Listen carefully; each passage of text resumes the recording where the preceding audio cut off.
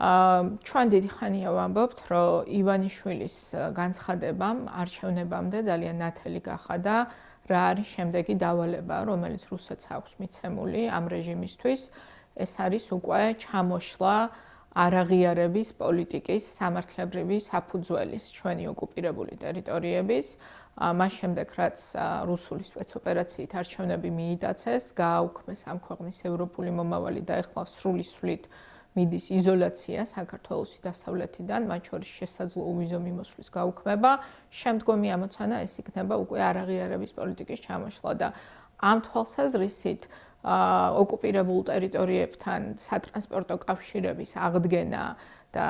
ამ სატრანზიტო შესაძლებლობების გახსნა და მინიჭება მათ შორის რუსეთისთვის შესაბამისი, ასე ვთქვათ, შესაძლებლობების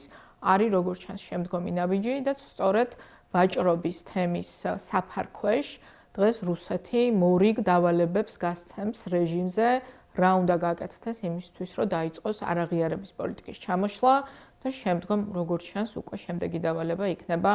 აღიარების ხელშეწყობა